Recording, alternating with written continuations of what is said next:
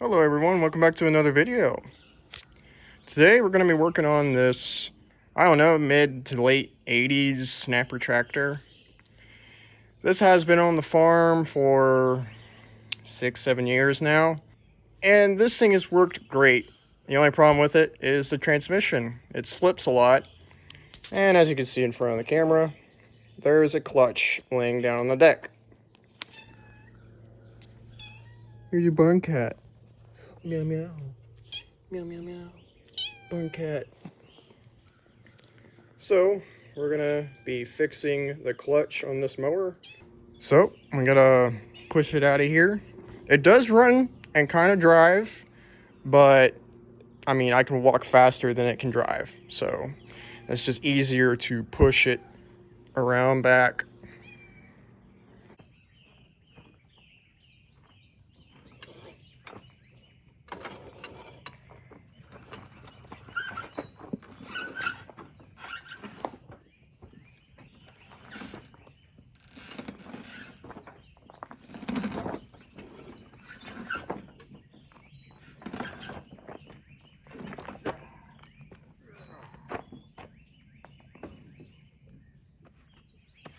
As all snapper mowers, they're all kind of like jimmy rigged to run and work for, you know, one season or another and never get really fixed. And this one's kind of been janked put back together. It's less jank than some of the mowers I have worked with, but still it has some worn out pieces that have been messed with to get them to go for another season or two. What was causing slippage is that this whole clutch bit, the boot I guess would be called, floats on the transmission. And all the other snapper mowers that I've worked on don't have that. They all are fixed. They actually are bolted directly to this, I guess, drum, the bit of the transmission that comes down from here. But this is the only mower that we have, or I've ever seen, because this is a much newer snapper tractor. This is a late 80s, early 90s one that actually has, I guess, what would be a clutch. I got an idea as to what I can do to fix that, and let's see if it works.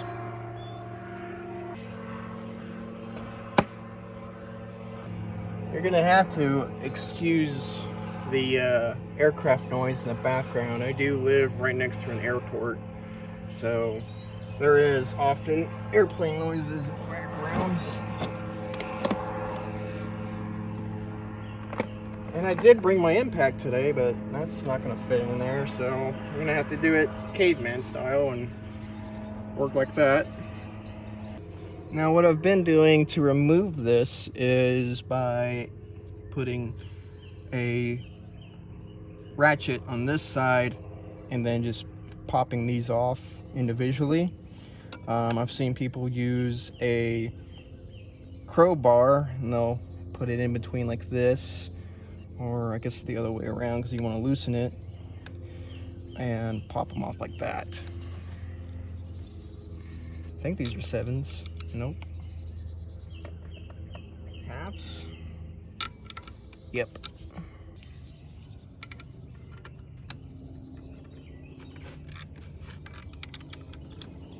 It just seems a strange design why they would do this. I would think the only reason why they did this was because people were complaining about the jerky transmission, so they did this to compensate that. But in the long run, it just slips. And this thing does not like going up hills. It loves doing downhills, but not so much going up hills. And again, this thing's worn out, so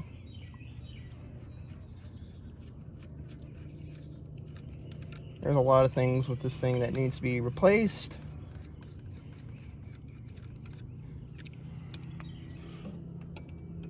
But I sure do hate to just have, let me change the gears on this thing so that's not in the way.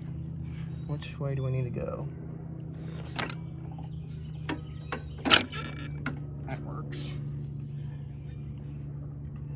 I just hate to have something that is like one thing away, one thing away from being operational.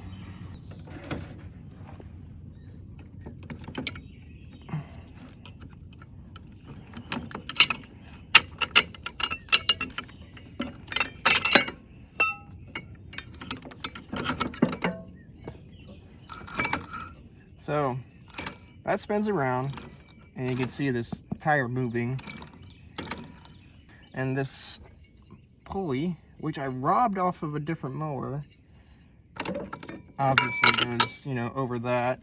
It doesn't bolt directly to the transmission, you know. It has this adapter plate that sits over tops of it, and like a clutch, it friction drives. You see how this is much shinier than everything else, which bothers me as to why they did this, because all the snapper mowers that I've worked with have it where this is fixed. It's actually part of this little drum bit, and then you have no then you won't have any, basically no reason for friction to be lost unless this part of the boot is just completely worn out, which it is. I mean, all of them are. They got dry rot, they're cracked and all that, but this came off of a mower that was running and driving. So what I've been trying to do is add basically spacers on the inside, and when it gets sandwiched in between, this spaces out a bit more and grabs, I guess it just, you know, actually grabs this more in one piece. But that was kind of causing a vibration issue because it would get like cattywampus on one side a little bit, and you would hear it going clunk, clunk, clunk, clunk, clunk, doing that. So I just parked it ever since, and that was only about like a month ago, so it's been recent. So what I'm going to do now is I'm going to add a pad on the inside, and that way it will grab it from the outside, and no matter what, it won't be more than likely not out of balance. So let's try that instead. So I got this cork gasket maker.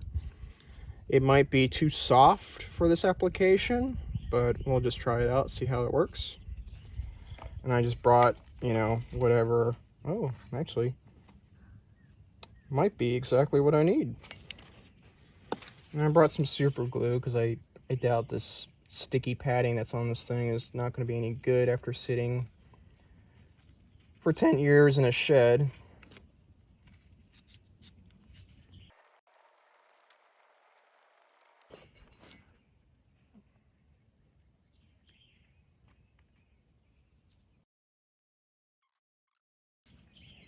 Looks like I do need to add a 1/4 inch piece right here.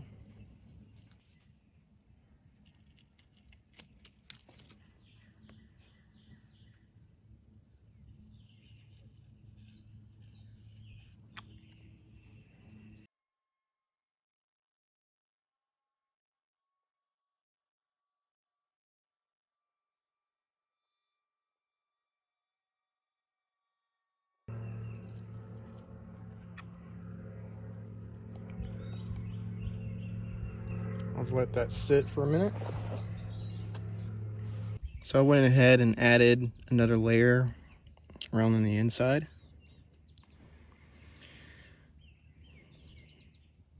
Might work, might not. I don't know. We're just gonna find out, see if it works. I have no idea. So I gave it some time to dry up. I just put that little, whatever this thing is, on the inside. That's the way I found it. I mean, it fits a lot better in there. It doesn't, you know, flop around.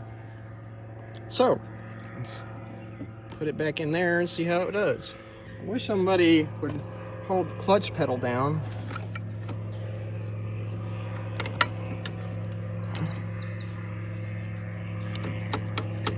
Oh yeah, it's a much better fit.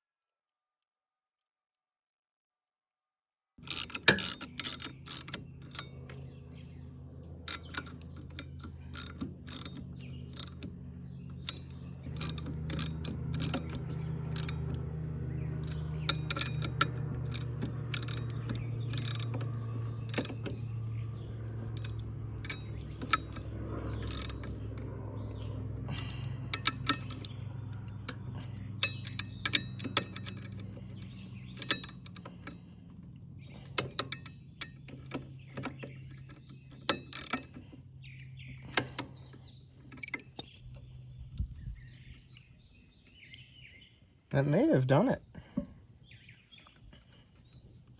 I'm curious if that did anything. I'm going to set this mower back down and let it sit for about 5 minutes because all the oil is all one side of the engine.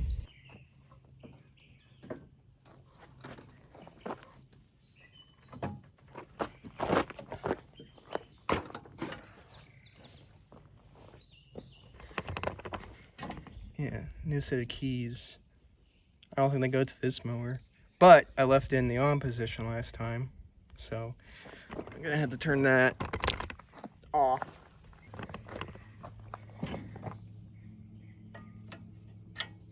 Here we go. There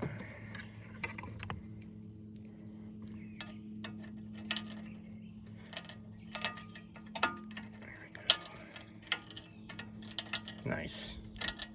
Yay. The battery should work. The starter button over here on this side doesn't. So you always have to use a screwdriver to bypass it off of the solenoid to get it to start. But this also has a pull rope. So pull rope just works just as good.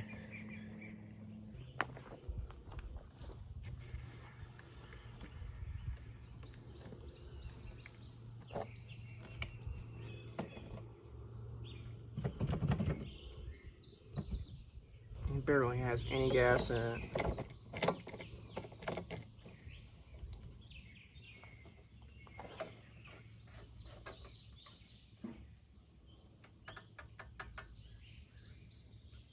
Use my pants as an oil rag.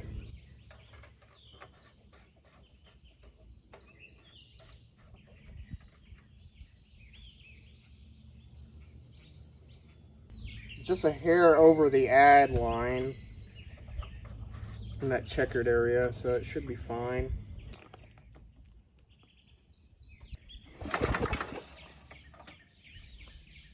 Oh, it would help if I turned it on.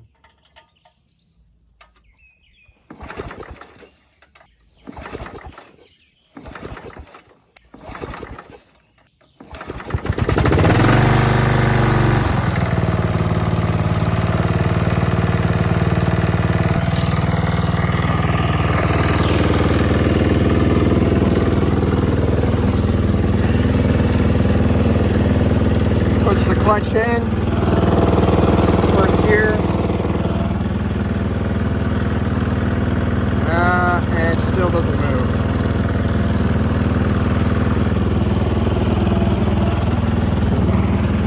Third gear works.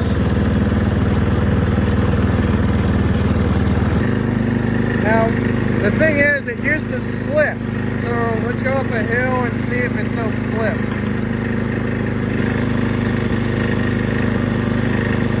Let me push it down and let it out.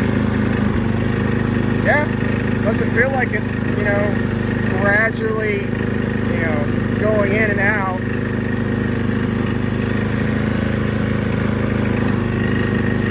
You see that jolt? That means it's actually grabbing for once and not slipping into that gear. me try 5. 5 always had a slipping issue. Nah, that's better.